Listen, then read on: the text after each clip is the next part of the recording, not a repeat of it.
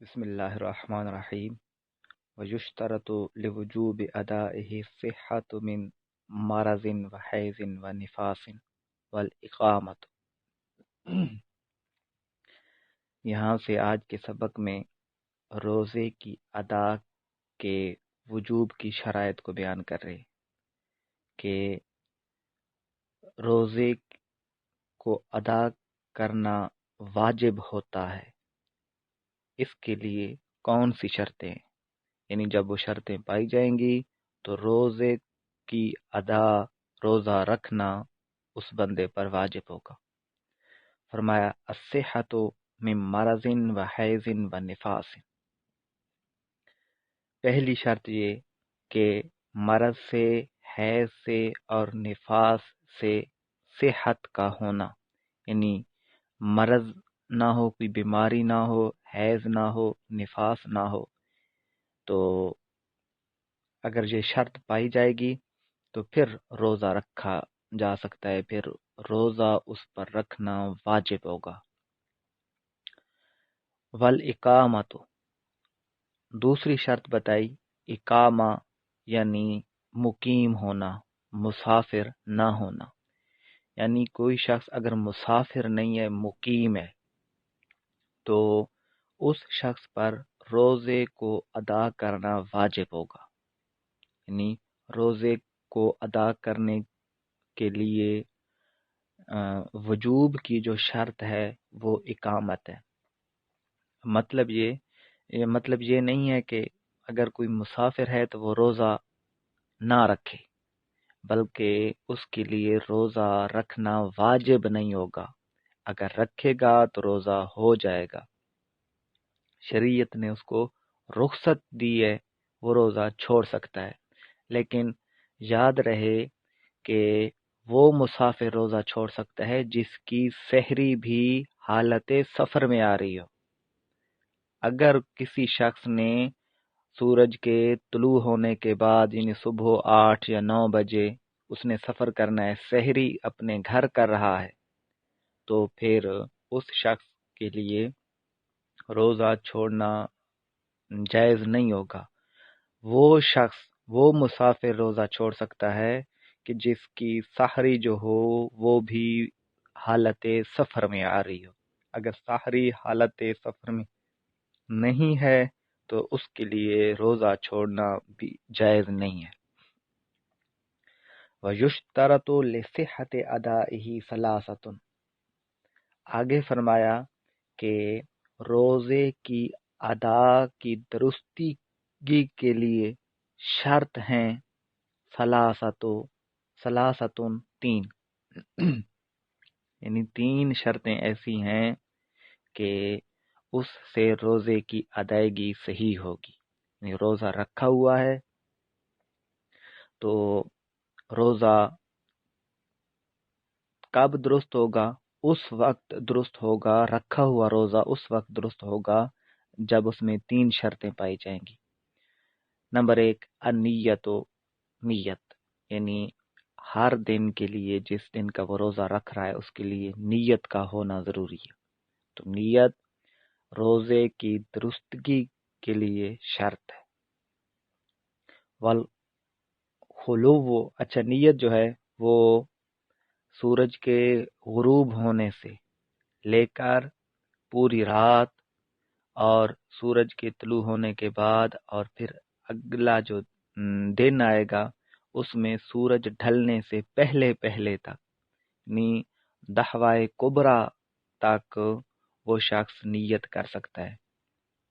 یعنی مثال کے طور پر کوئی شخص سحری کے وقت اٹھا، سحری وغیرہ اس نے کی، نیت نہیں کی اور کچھ کھایا پیا بھی نہیں ہے، سورج طلوع ہو گیا، طلوع ہونے کے بعد 9 یا 10 بجے اس نے نیت کر لی روزے کی، تو اس کے لیے روزہ درست ہو جائے گا۔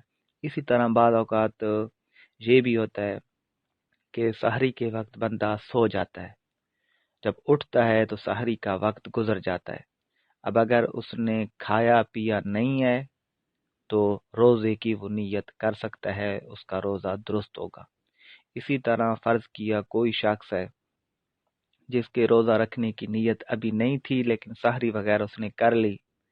اب سورج کے طلوع ہونے کے بعد ابھی تک اس نے کچھ کھایا پیا نہیں ہے، لیکن روزے کی نیت اگر اس نے کر لی تو وہ روزے کی نیت کر سکتا ہے، پھر بعد میں بھی اس کے لیے کھانا پینا درست نہیں ہوگا. تو سورج غروب ہونے سے لے کر سورج کے اگلے دن کے سورج کے ڈھلنے تک یہ نیت کا وقت ہے، اس میں وہ نیت کر سکتا ہے، بس شرط یہ کہ صبح صادق کے بعد اس نے کھایا نہ ہو. والخلو اما ینافیہ من حیض و نفاس، اور خالی ہونا اس چیز سے جو حیض و نفاس کے منافی ہو. حیض و نفاس سے والخلو اما ینافیہ من حیض و نفاس، اور خالی ہونا اس چیز سے جو روزے کے منافی ہو. یعنی جو چیز روزے کے منافی ہے وہ چیز نہ پائی جائے. روزے کی صحت، روزے کی ادا کی صحت کے لیے یہ شرط ہے، یعنی وہ چیز جو روزے کے منافی ہے وہ نہ پائی جائے. اب روزے کے منافی کیا چیز ہے؟ حیض اور نفاس ہے. حیض اور نفاس یہ چیزیں روزے کے منافی ہیں، تو ان چیزوں کا نہ پایا جانا یہ روزے کی درستگی کے لیے شرط ہوگا. وَأَمَّا يُفْسِدُهُ، اور وہ چیز بھی نہ پائی جائے. وَأَمَّا يُفْسِدُهُ، اور اس چیز سے بھی خالی ہونا، یعنی وہ چیز بھی نہ پائی جائے. اما یفسدہ، جو روزے کو فاسد کر دیتی ہے، یعنی روزے کو فاسد کرنے والی شے کا بھی نہ پایا جانا یہ بھی ضروری ہے. یہ بھی روزے کی ادا کی درستگی کے لیے شرط ہے. آگے یعنی یہ تین شرطیں بتا دیں. ایک نیت، ایک روزے کے منافی شے کا نہ پایا جانا، اور جن چیزوں سے روزہ ٹوٹ جاتا ہے ان کا بھی نہ پایا جانا. ولا یشترط الخلو عن الجنابت، اور جنابت سے خالی ہونا یعنی جنابت کا نہ پایا جانا یہ شرط نہیں ہے.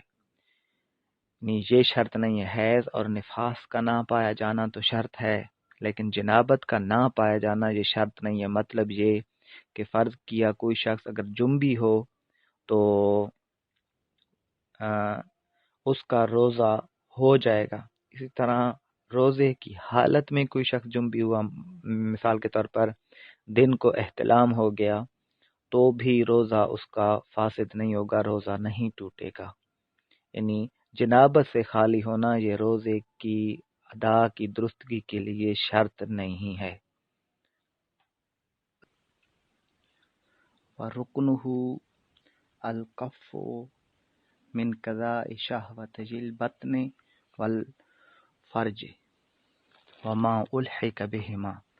اب یہاں روزے کا رکن بتا رہے کہ روزے کا رکن کون سی چیزیں ہیں. فرمایا وَرُكْنُهُ الْكَفُّ، روزے کا رکن رکنا ہے.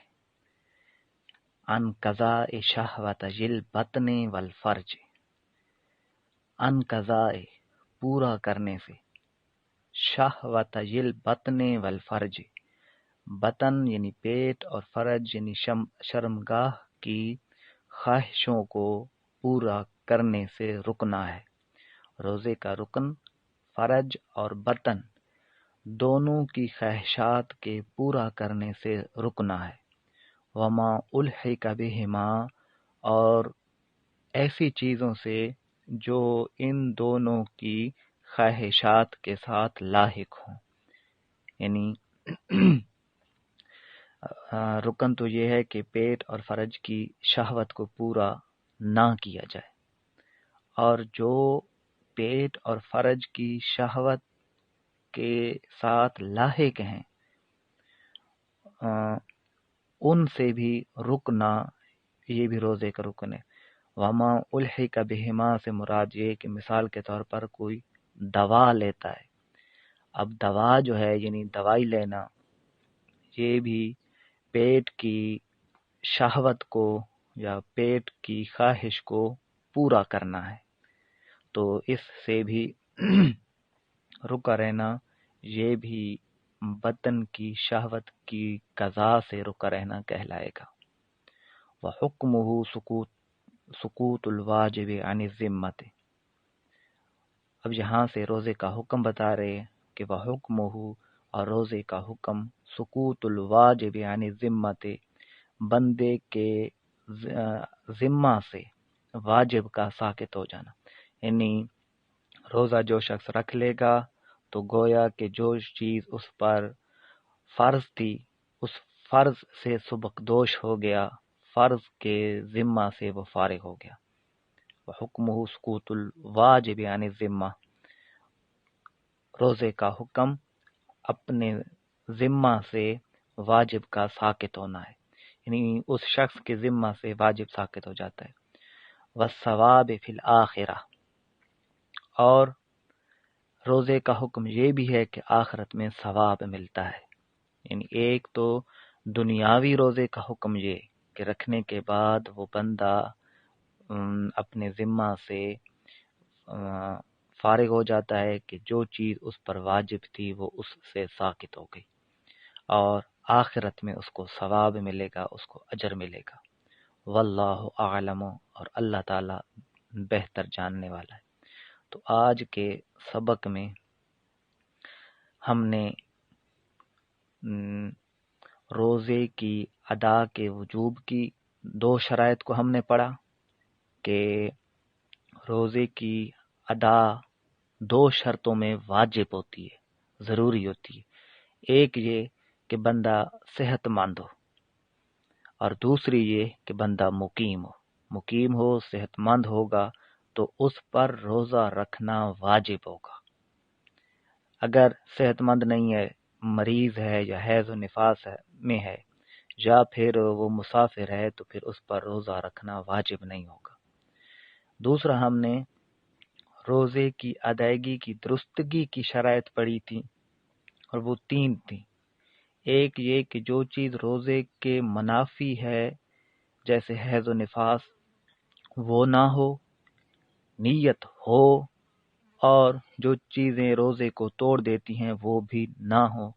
یہ تین شرطیں اگر ہوں گی تو روزہ کی ادا درست ہوگی، وگرنہ نہیں ہوگی۔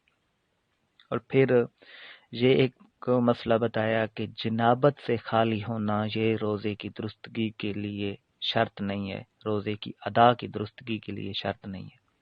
پھر روزے کا رکن یہ بتایا کہ پیٹ اور شرمگاہ کی شہوت کی کو پورا کرنے سے رکے رہنا یہ روزہ کا رکن ہے۔